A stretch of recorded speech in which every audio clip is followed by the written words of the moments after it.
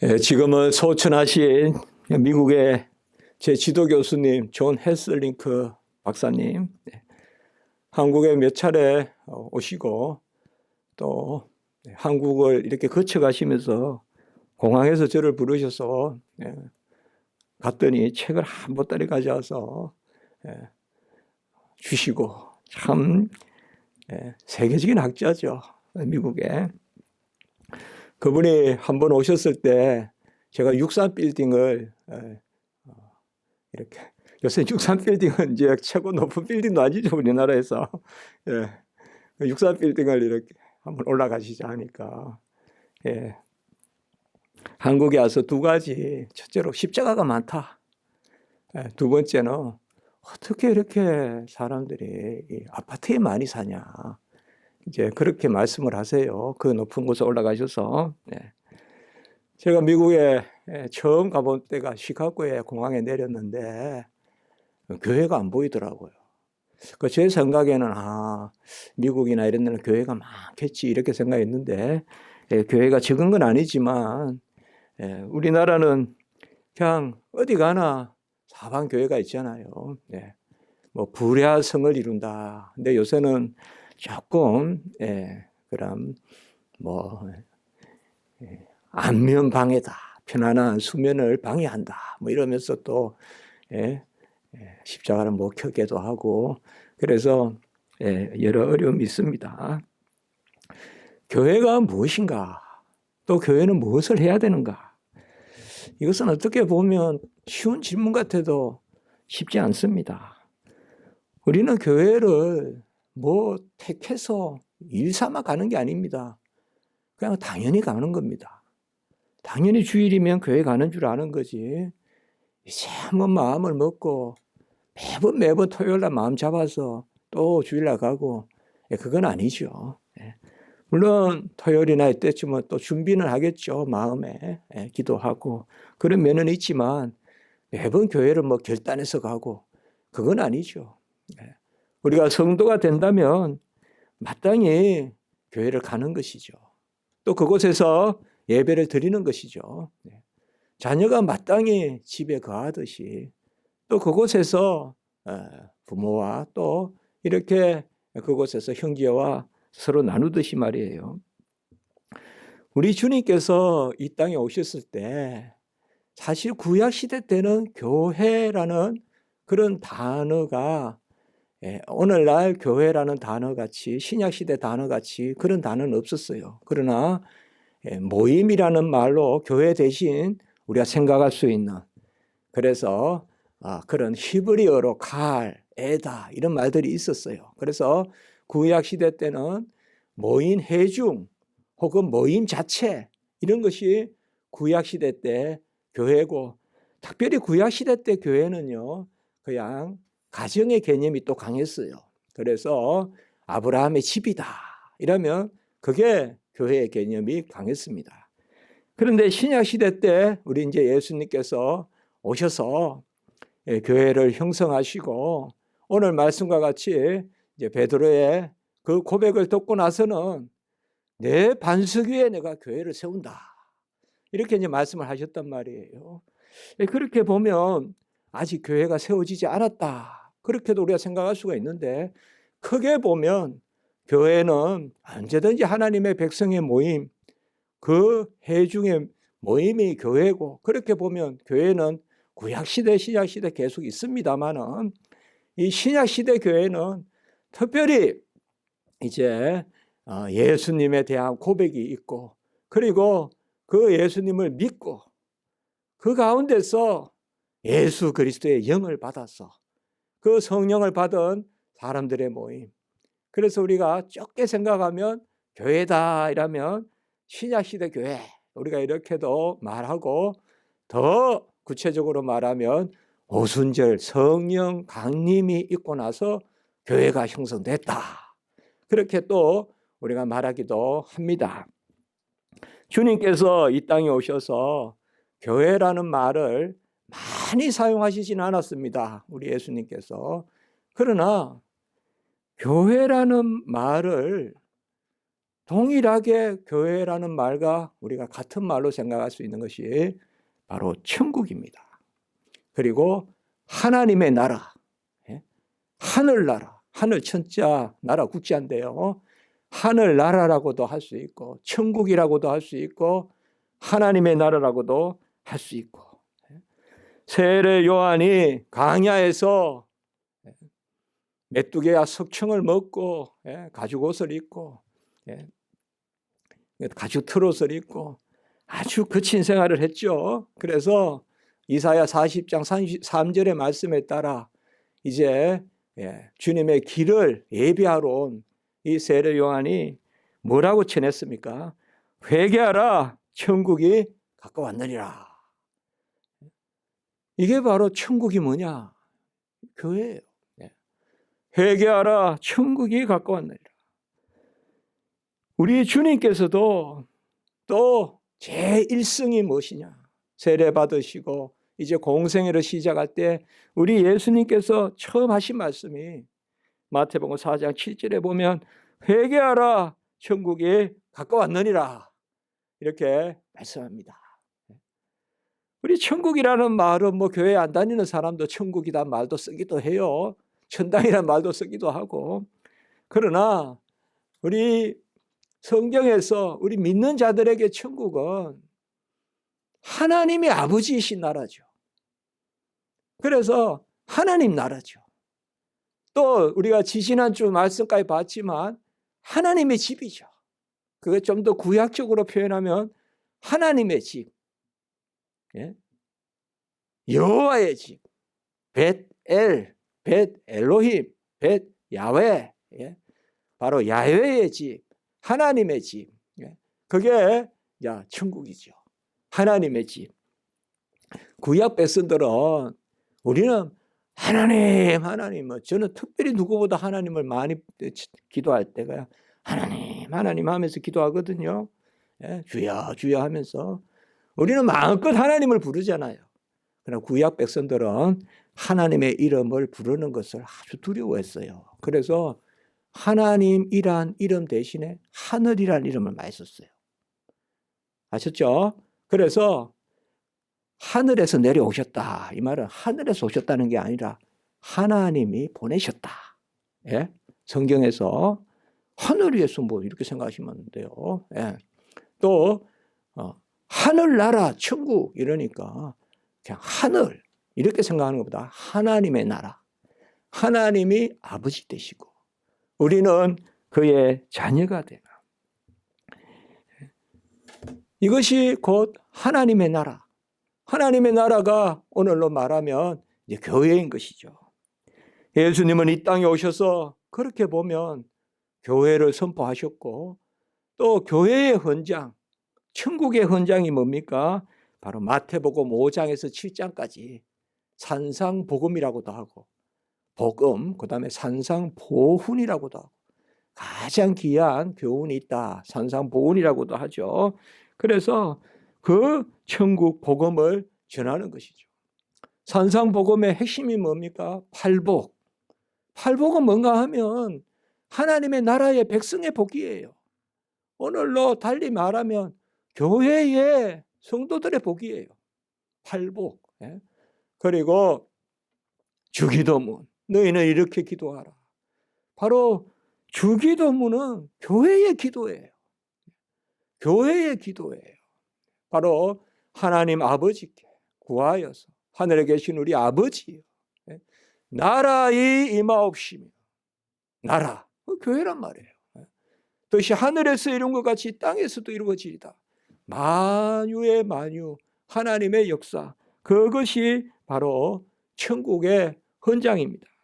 그리고 두드리고 찾고 구하라. 이런 것들이 바로 천국이요. 이 천국이 교회다. 그래서 제자들도 보면 마태복음 10장 7절에 보면 천국이 가까웠다. 이렇게 선포합니다. 사실상 이제 오순절에 성령을 받고 교회가 형성되고 예루살렘 교회부터 시작해서 사마리아 교회 그리고 쫙 흩어져서 이제 만국의 교회로, 로마로, 스페인으로 다 교회가 이제 만국에 흩어져서 교회가 수립되지 않습니까? 그러한 그 중간의 개념이 바로 이 천국 개념으로 우리가 복음서에 나오는 것입니다. 예수님께서 수고하고 무거운 짐진 자들아 다 내게로 오라. 내가 너희를 쉬게 하리라. 이것은 예수님이 천국에 그의 백성을 들이시는 그 역사입니다. 다 예수로 오면 예수가 양의 문이요. 여러분 제가 저 대관령 한번 가봤더니 양이 참 좁은 길로 다니더라고요. 양의 문이 넓지 않더라고요. 예수가 양의 문이요. 예수가 양의 문이요. 그 예수의 문은 수고하고 무거운 짐진 자들아 다 내게로 오라. 천국의 문이 열리는 거예요. 우리가 요한계시록 3장에 보면 열면 닫을 자 없고 닫으면 열 자가 없는 그 분이 그리스도예요. 그분이 빌라델비아 교회에 열린 문을 주셨다. 그게 빌라델비아 교회예요. 빌라델비아 교회는 칭찬만 받잖아요. 그래서 인내의 말씀을 지켰으니 빌라델비아 교회가 가장 복된 교회거든요. 열면 닫을 리 없고 닫으면 열 자 없는 그분이 그리스도예요. 그분이 열린 문을 열어주셔서 빌라델비아 교회에 인내의 말씀을 지키게 하셨다. 예수 그리스도가 천국의 문을 열어요. 주님의 오심으로 이제는 뭐예요? 천국이 임했어요. 어디에? 이 땅에 임했어요. 이 땅에. 그것이 뭐냐? 교회예요. 택함받은 백성을 예수님이 불러 모은 것, 이게 바로 교회입니다. 하나님의 나라. 택함받은 백성을 예수님이 불러 모은 하나님의 나라, 이게 교회입니다. 이게 교회입니다. 그 교회는 씨 뿌리는 자의 비유, 천국 비유. 예수님께서 천국 비유 하시잖아요. 씨를 뿌렸는데 들어는 길가에, 들어는 도리에, 들어는 가시덤불 아래. 그러나 택함받은 백성은 옥토에. 이게 바로 택함받은 백성의 복이에요. 30배, 60배, 100배. 그리고 천국은 바로 밭에 감추인 보화와 같다. 또 천국은 겨자씨 하늘과 같다.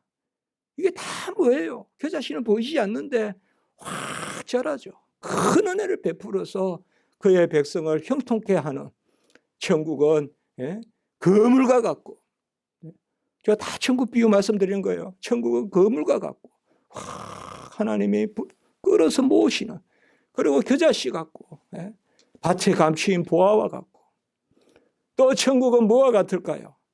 포도원과 같고, 포도원과 같고, 그건 우리는 청함과 택함을 받아, 택함과 청함을 받아서 그 포도원에 들고, 천국은 또 뭐와 같다고 할 수 있을까요? 그 포도원은 뭐예요? 포도나무는 예수님이요, 우리는 가지요, 농부는 아버지라. 이런 전부 이 비유가 뭐예요? 이 교회의 비유예요. 이게 교회예요, 교회. 그리고 또 예수님의 목자와 양과 같다. 그것도 뭐예요? 울타리가 있잖아요. 울타리. 그 울타리 안에 여호와의 말씀의 울타리, 은혜의 울타리 안에 즐겁게 머물자. 그 안에 머물면서, 양은요 울타리 밖에 있으면 불안하지 않습니까? 양은 울타리 밖에서 불쌍해요. 울타리 안에 있어야 됩니다. 그건 구속이 아닙니다. 속박이 아닙니다. 그거는 보호입니다. 그거는 여호와의 품입니다. 그게 하나님의 나라입니다. 그게 바로 교회입니다. 마태복음 24장 14절에 보면 이 천국 복음이 모든 민족에게 증언되어야 그제야 끝이 오리니. 예수님께서 마지막 때에 예언을 하신 말씀이 마태복음 24장이잖아요. 그때 이 천국 복음이 모든 민족에게 증언되기 위하여 온 세상에 전파되리니 그제야 끝이 오리라. 이 천국 복음이 뭘까요? 바로 교회를 수립하는 걸 이야기하는 거예요. 교회가 땅끝까지 세워지면 그때 주님이 오신다. 천국 복음이라는 것이 그겁니다. 교회의 수립을 이야기하는 겁니다. 그래서 예루살렘과 유대와 사마리아와 땅 끝까지 내 증인이 되라. 예수님께서 올라가시면서 그 말씀을 하셨죠. 땅 끝까지 내 증인이 되라. 볼지어다 내가 다시 온다. 그게 가치 있는 말씀이에요. 그게 가치 있단 말이에요. 바로 교회가 끝까지 선포되면 여러분도 많이 기도해 주시기 바랍니다. 저는 제가 쓴 기독론 책이 중국말로 번역되기를 원합니다. 그리고 일본말로 번역되기를 원합니다. 러시아말로 번역되기를 원합니다. 저 남미의 스페인, 포르투갈, 브라질 지역의 포르투갈, 아르헨티나와 그 나머지 볼리비아니, 과테말라니 그쪽에 스페인어 그렇게 번역되기 바라고, 제일 먼저 번역되기 바라는 것은 영어로 번역되기 바랍니다. 지금 올바른 신앙, 말씀 그러는 읽을 책이 없습니다. 저는 제가 쓴 책이라고 생각 안 합니다. 하나님이 도구로 사용하시고 저를 사용해서 쓰게 한 책이지. 그래서 저는 제 책이라고 생각 안 하고 번역하라고 합니다. 좀 번역 좀 해라. 번역 좀 해라. 그런데 그런 일이 하나님의 역사가 있는 것 같습니다. 중국말로도 번역하겠다는 그러한 이야기가 있습니다. 일본어로도 지금 번역하겠다라는 말을 제가 들었습니다. 다른 거 아닙니다. 진리의 말씀이 온전히 떨어졌어. 이 천국 복음이 땅 끝까지 가야 그때 예수님이 오시는데, 그러면 우리는 뭐예요? 이 종말이란 건 다른 개념이 아닙니다. 하나님 나라가 임하여서 예수님이 오시는 이게 이제 종말입니다. 그러면 예수님이 이 땅에 오시고 다시 오시는 그게 종말인데, 그동안 우리는 뭘 하느냐? 바로 교회를 세워야 되고, 그 교회를 세운다는 게 핵심이 뭐냐? 바로 오늘 말씀입니다. 이 반석 위에 교회를 세운다. 이 교회를 세운다는 말, 이 단어는 집을 세운다는 것과 똑같은 말입니다. 이거 지금 세운다는 말은 18절에. 그러면 무엇이 반석이냐? 주는 그리스도시요 살아계신 하나님의 아들이시니이다라는 이 진리의 고백이 반석입니다. 진리의 말씀이 반석으로 다 수립이 되고 그 위에 교회가 세워지는, 그것이 바로 말세에 우리가 끝날까지 할 일이다. 그렇게 생각하는 겁니다. 주의 일은 방 붙여서 안 합니다. 예수님께서 제자들 모을 때 이스라엘에 방을 붙여서 강권해서 이런 사람 모이라 안 합니다. 옆에 있는 사람이 합니다. 제 옆에 있는 십자가지기 교회 우리 여러분들이 저와 함께 하는 것입니다. 저는 그렇게 생각합니다. 제 제자들이 번역할 것이고 제 제자들이 순교할 것이고 저는 그렇게 생각합니다. 제가 저를 봐도 하나님은 크게 뽑아가지고 왔습니다. 그러니 제가 잘난 게 없습니다. 그러나 하나님 그냥 쓰시는 겁니다. 그 시대에 그때 맞게 쓰시는 것입니다.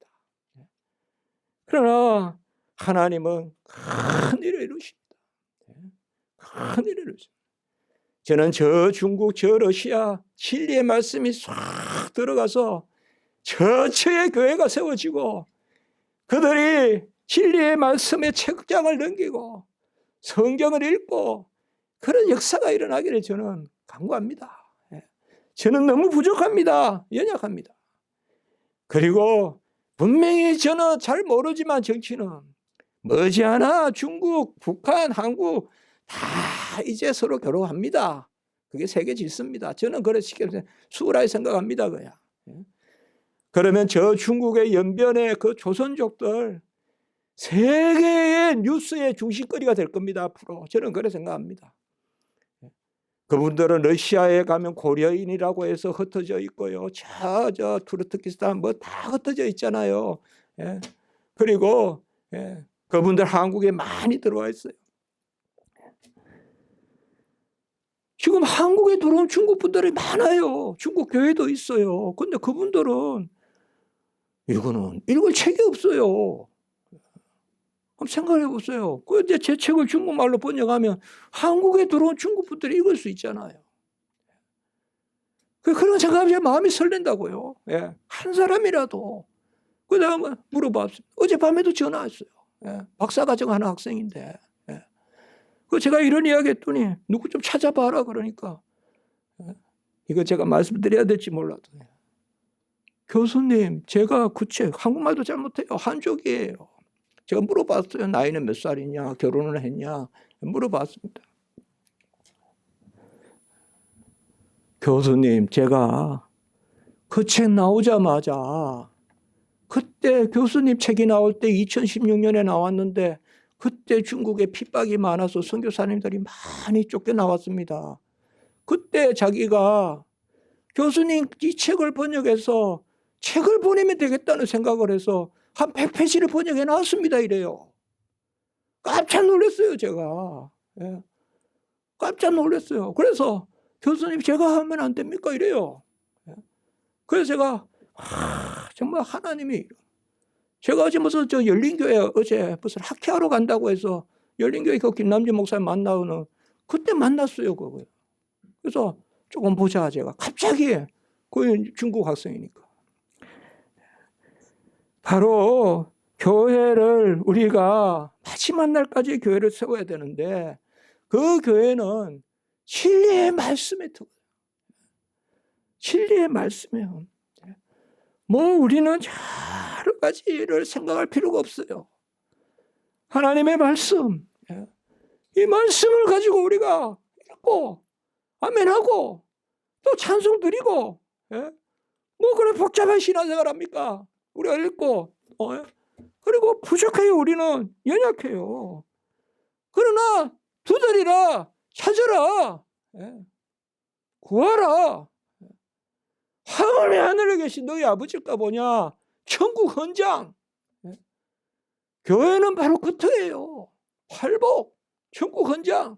하나님을 아버지라 부르고 열린 문, 인내의 말씀. 아까 빌립보서 그 빌라델비아 교회, 빌라델비아 교회 인내의 말씀. 이 교회는 사실 하나의 일은 즐겁게 되지 않습니까? 뭐 그냥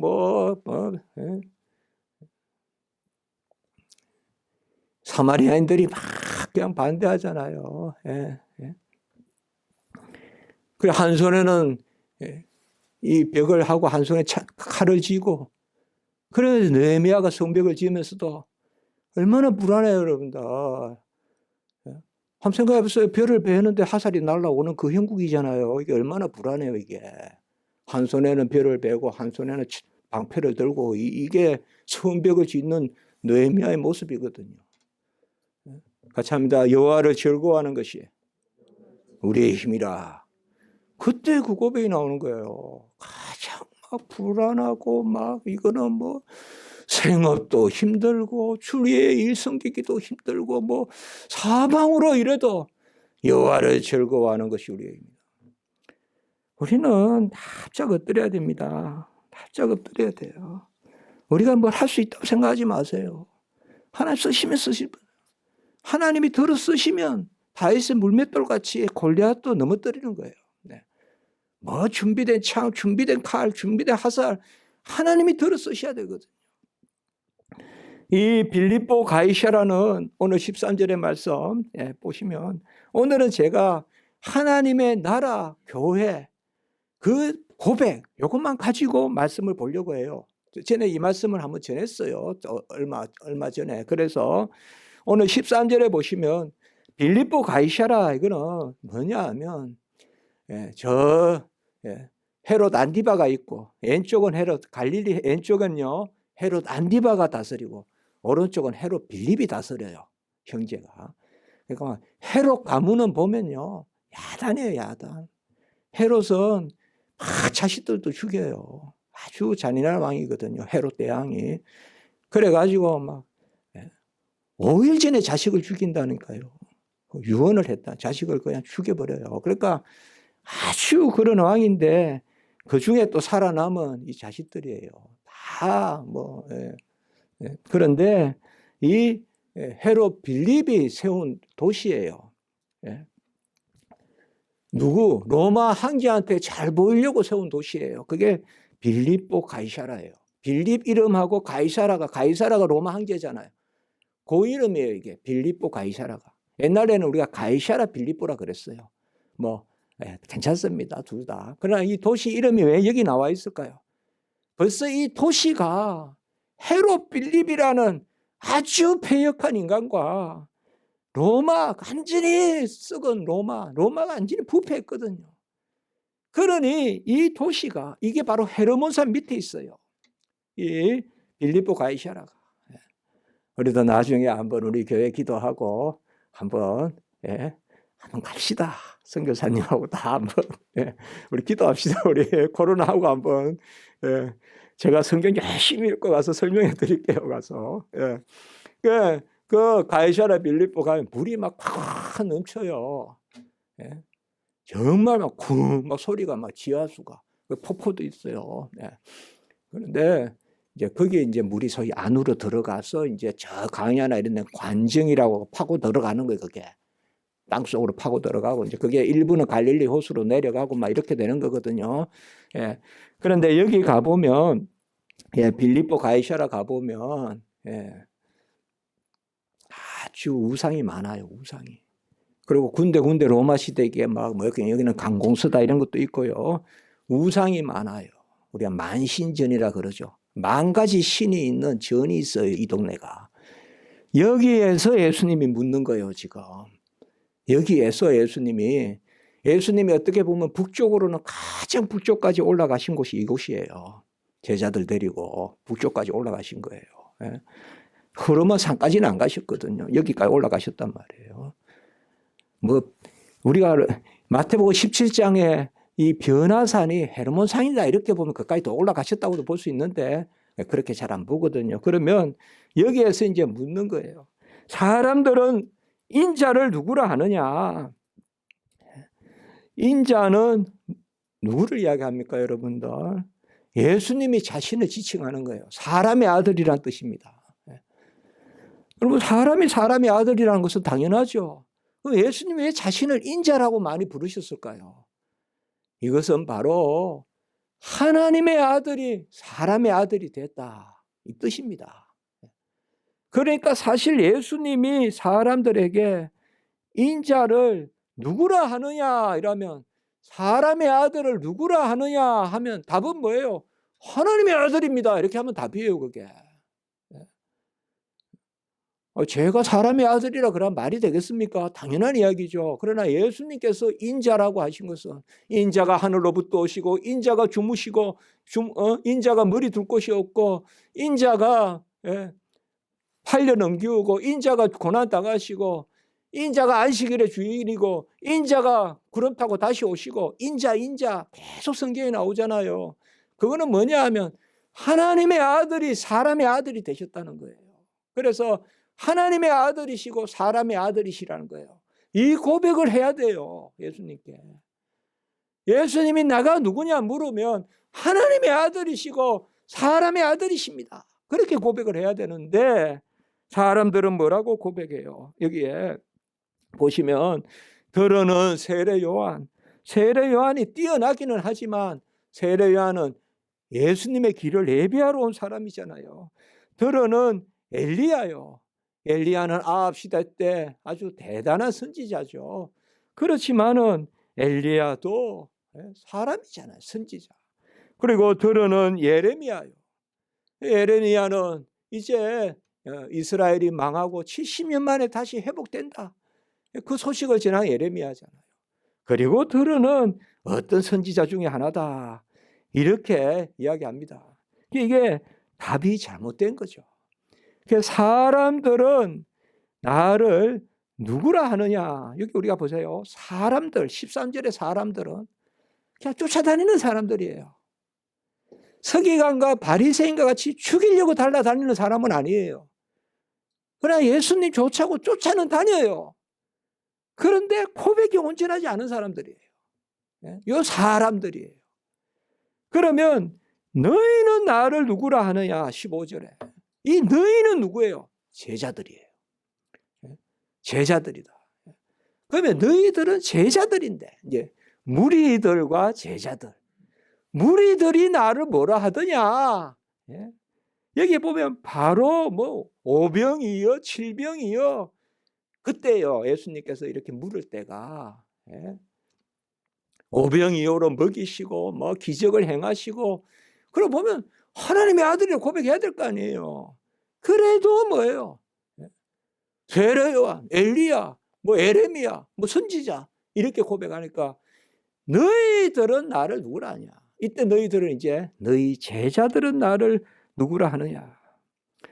이때 시몬 베드로가 대답합니다. 자, 우리 여기서 아주 중요합니다. 고백이 교회를 향한 고백이지만 제자들을 향한 고백이지만 바로 고백은 각자가 하는 고백입니다. 우리가 최근에 봤죠. 성령이 비둘기와 같이 급한 바람과 같이 뭐예요? 같이 합니다. 각자에게 임하여. 성령은 각자에게 임하는 거예요. 어머니에게 임했다고 자식에게 임하는 것이 아니에요. 각자에게 임하는 거예요. 각자에게. 성령이 각자에게 임하면 고백도 각자에게서 나오는 거예요. 이때 이제 베드로가 고백하는 거예요. 그러니까 제자들 너희들은 뭐라 하느냐 하니까 베드로가 고백합니다. 주는 그리스도시요 살아계신 하나님의 아들이시다. 이때 주라는 말은 여러분들 구주할 때 주 아닙니다. 너라는 뜻입니다. 아셨죠? 우리가 구약에도 보시면 시편에 주라는 말이 나올 때 당신이란 뜻이 많습니다. 이건 호칭입니다. 아셨죠?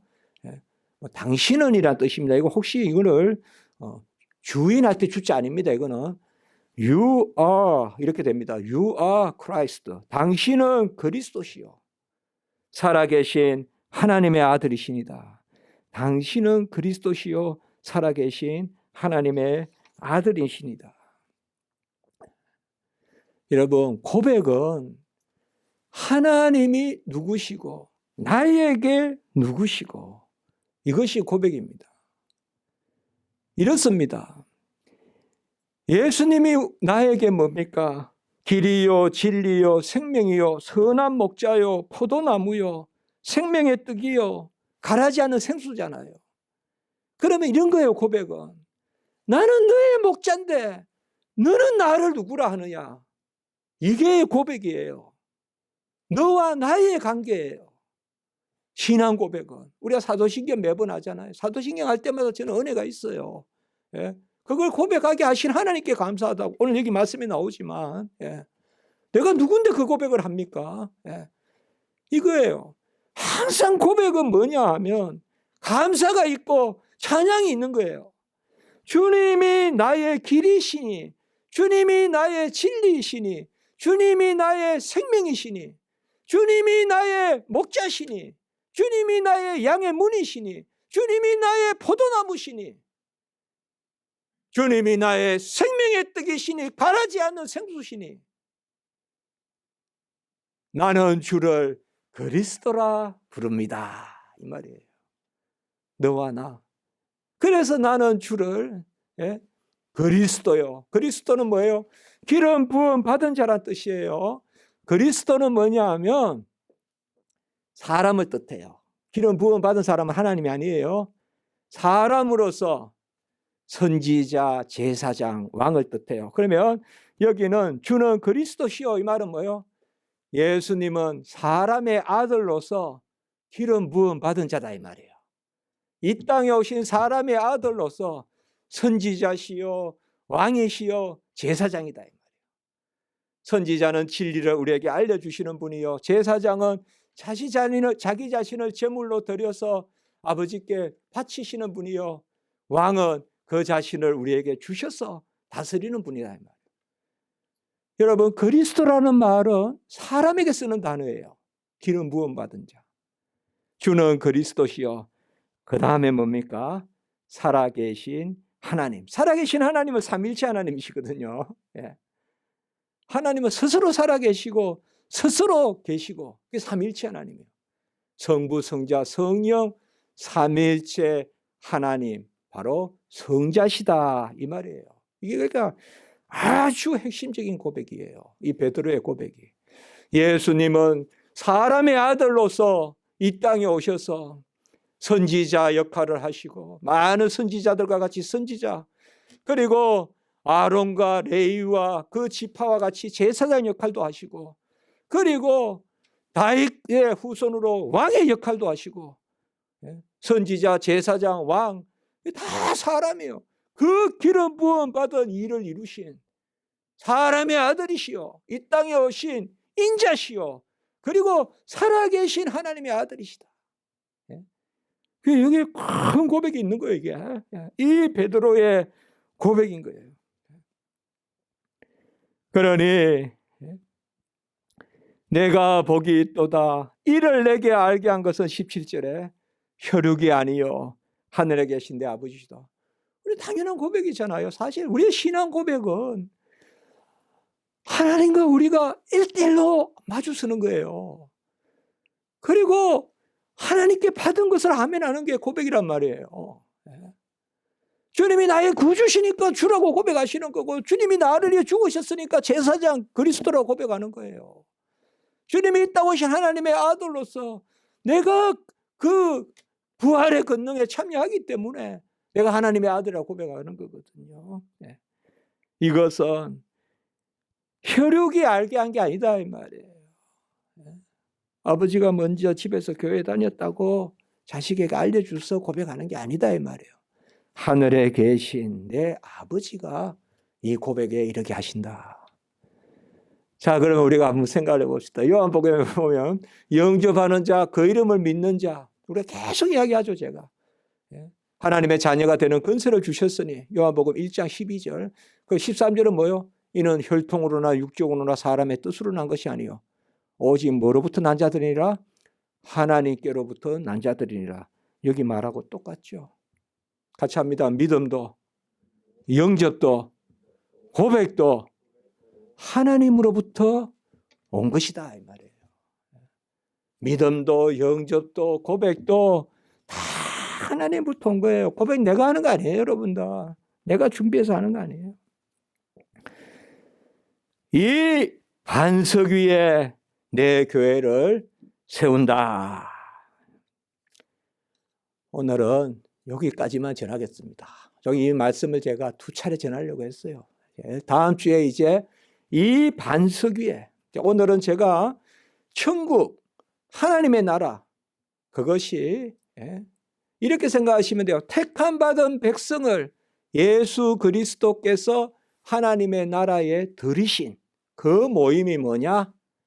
교회다. 오늘은 거기까지만 우리가 아시면 되겠습니다. 그래도 우리가 찬송을 한 절씩 하지 않습니까? 오늘도 거기 한번 봅시다. 우리 다 큰 찬송.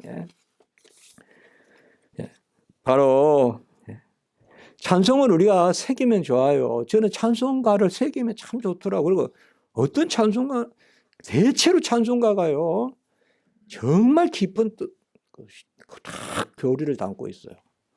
정말입니다. 제가 교리 같은 거 가르치는 사람 아닙니까? 그러니까 아주 허락하신 말씀대로 세웠다. 이 말씀의 반석의 교회 누가 흔들겠냐? 교회의 반석의 말씀. 모든 원수의 역사도 아무 것이 없다. 모든 원수에 에워싸요. 그래서 빌라델비아 교회에 인내의 말씀 이런 말을 썼다고 생각해요. 많이 덤벼드니까 그래도 우리는 꼭 참고 말씀만 붙든다. 같이 합니다. 인내의 말씀. 그러니까 뭐야? 열린 문이 있고 빌라델비아 교회. 칭찬만 받은 교회란 말이에요. 같이 한번 할까 그래요? 새 혼성과 같은 교회 가의 영광 하늘다 허락하신 하세 말씀대로 저같이 내세웠다. 반석위에 세운 교회 한들 자가 너가랴. 모든 원수 에워서도 아무 것을 못도다. 아멘. 기도드리겠습니다. 거룩하고 자비로우신 하나님 아버지, 안석 위에 세운 교회 흔들 자가 없다.